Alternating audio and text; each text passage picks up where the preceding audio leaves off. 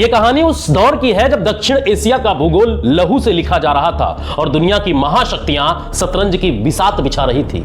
साल 1971 भारतीय इतिहास का वो स्वर्णिम अध्याय है जिसने न केवल पाकिस्तान के दो टुकड़े किए बल्कि वैश्विक राजनीति के अहंकार को मिट्टी में मिला दिया।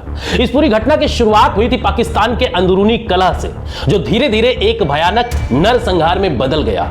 1947 में धर्म के आधार पर भारत से अलग हुआ पाकिस्तान खुद को दो हिस्सों में वेस्ट पाकिस्तान और ईस्ट पाकिस्तान में एकजुट रखने में नाकाम रहा। कहने के तो दोनों एक देश ही थे, लेकिन उनके बीच हजारों मील की दूरी के साथ साथ भाषा, संस्कृति और विचारधारा की एक गहरी खाई थी।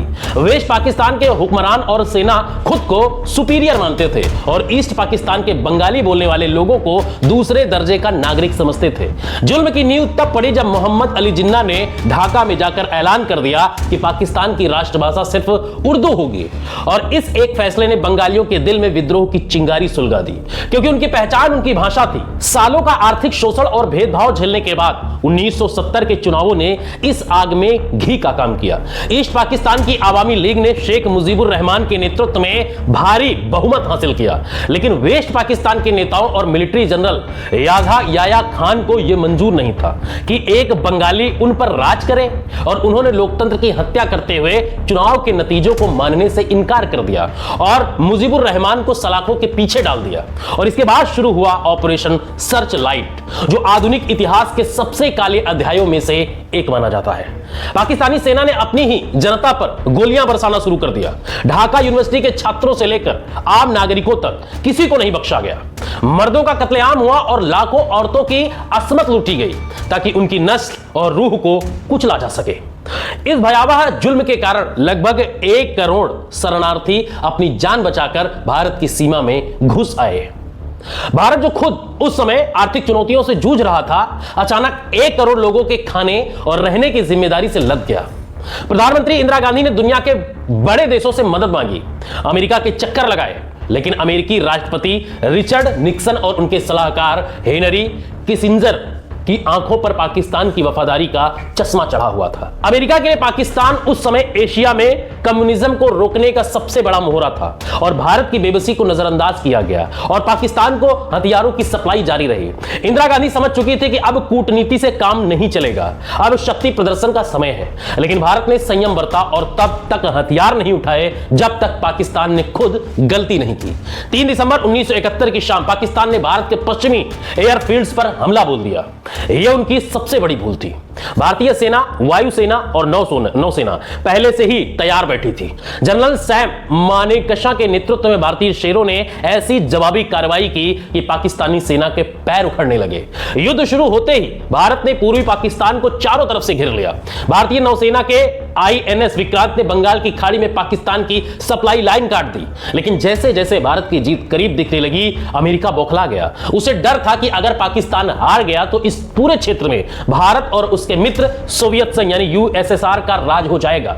निक्सन ने भारत को धमकाने के लिए गनबोट डिप्लोमेसी का सहारा लिया और वियतनाम के समंदर में तैनात अपने सबसे शक्तिशाली बेड़े टास्क फोर्स 74 को बंगाल की खाड़ी की तरफ मोड़ दिया। इस बेड़े का नेतृत्व USA एंटरप्राइज कर रहा था, जो उस समय दुनिया का सबसे बड़ा और आधुनिक परमाणु संपन्न एयरक्राफ्ट कैरियर था, और इसके साथ मिसाइल, डिस्ट्रॉयर और भारी मात्रा में बम वर्षक विमान थे। इतना ही नहीं, ब्रिटेन ने भी पाकिस्तान की मदद के लिए अपना एयरक्राफ्ट कैरियर HMS ईगल अरब सागर की तरफ भेज दिया था।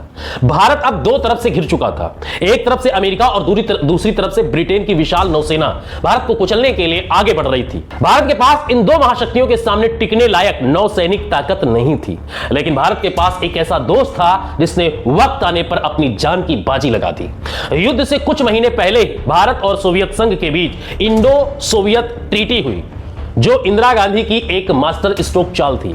जैसे ही अमेरिका बेड़ा बंगाल की खाड़ी की तरफ बढ़ा, सोवियत संघ ने अपनी नौसेना के एडमिरल व्लादिमीर को आदेश दिया कि वे तुरंत भारत की रक्षा के लिए वहां पहुंचे। सोवियत संघ ने अपने 10th ऑपरेटिव बैटल ग्रुप को रवाना किया, जिसमें परमाणु हथियारों से लैस सबमरीन और विनाशकारी क्रूजर शामिल थे। रूस की मंशा साफ थी, वो भारत को अकेला नहीं छोड़ेगा। जब अमेरिकी 7th फ्लीट बंगाल की खाड़ी में दाखिल होने वाला था, तब सोवियत संघ ने एक ऐसी मनोवैज्ञानिक चाल चली जिसने पूरी दुनिया को सन्न कर दिया। रूसी कमांडर ने अपने सभी सबमरीन को समंदर के सतह पर सरफेस करने का आदेश दिया। आमतौर पर सबमरीन पानी के अंदर छिप कर रहती है, लेकिन रूस चाहता था कि अमेरिका उन्हें अपनी आंखों से देखे। जब अमेरिकी रडार और जासूसी विमानों ने देखा कि वे चारों तरफ से रूसी न्यूक्लियर सबमरीन से घिरे हुए हैं, तो वाशिंगटन में हड़कंप मच गया।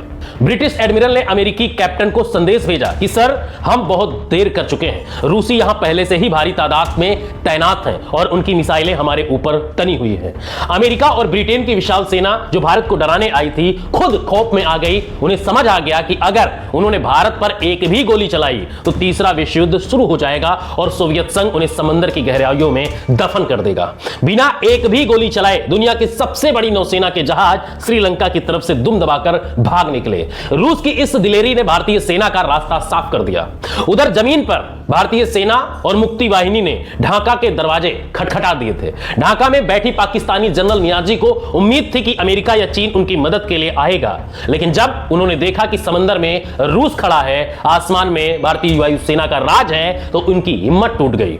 14 दिसंबर को भारतीय वायुसेना ने ढाका के गवर्नर हाउस पर सटीक बमबारी की, जहां पाकिस्तानी आला अधिकारियों की गुप्त मीटिंग चल रही थी। इस हमले ने पाकिस्तान का बचा खुचा हौसला भी खत्म कर दिया। जनरल जगजीत सिंह अरोड़ा ने स्पष्ट कर दिया कि अब कोई समझौता नहीं होगा, सिर्फ बिना शर्त आत्मसमर्पण यानी अनकंडीशनल सरेंडर करना होगा। आखिरकार 16 दिसंबर 1971 की वो शाम आई जब पूरी दुनिया ने इतिहास का सबसे बड़ा सरेंडर देखा। 93,000 पाकिस्तानी सैनिकों ने सार्वजनिक रूप से अपने हथियार डाल दिए और अपने बिल्ले जो उनके शरीर पर थे उतार दिए। इंदिरा गांधी ने संसद में गरजते हुए ऐलान किया, ढाका अब एक स्वतंत्र देश की स्वतंत्र राजधानी है। बांग्लादेश का जन्म हुआ और पाकिस्तान का अहंकार चकनाचूर हो गया। यह जीत सिर्फ भारत की नहीं थी, बल्कि यह न्याय की जीत थी। इस युद्ध ने दुनिया को दो बड़े सबक दिए। पहला यह था कि भारत अब वो देश नहीं रहा जिसे कोई भी दबा सके, और दूसरा यह कि सोवियत संघ रूस का भारत का सबसे भरोसेमंद साथी बन गया। अमेरिका की हार इस युद्ध में सैन्य रूप से नहीं बल्कि नैतिक रूप से हुई थी। निक्सन की नस्लवेदी सोच और चीन पाकिस्तान का अपवित्र गठबंधन भारत की एकता के सामने हार गया। रूस ने न केवल अमेरिका को रोका बल्कि चीन को भी हिमालय की सीमाओं पर किसी भी हरकत को करने से रोक दिया था, क्योंकि सोवियत सेना ने चीन की सीमा पर अपनी बटालियनें तैनात कर दी थी। आज भी जब भारत और रूस की दोस्ती की बात होती है तो 1971 के उस पल को याद किया जाता है जब रूसी सबमरीन ने भारतीय तटों की रक्षा की थी। यह युद्ध इंदिरा गांधी के साहस, मानेकशॉ की रणनीति और सोवियत संघ की निस्वार्थ मदद का एक ऐसा संगम था जिसने दक्षिण एशिया की राजनीति को हमेशा के लिए बदल दिया था। आज का बांग्लादेश उसी संघर्ष की उपज है और आज का भारत उसी विजय का गौरवशाली उत्तराधिकारी है। इसलिए लोग कहते हैं ना कि भारत और रूस की दोस्ती आखिर इतनी पक्की क्यों है, तो उसका सबसे बड़ा रीजन यही है। फिलहाल भारत और रूस की इस दोस्ती पर आप क्या कहेंगे, कमेंट में अपनी राय जरूर दीजिए और वीडियो को ज्यादा से ज्यादा शेयर कीजिए।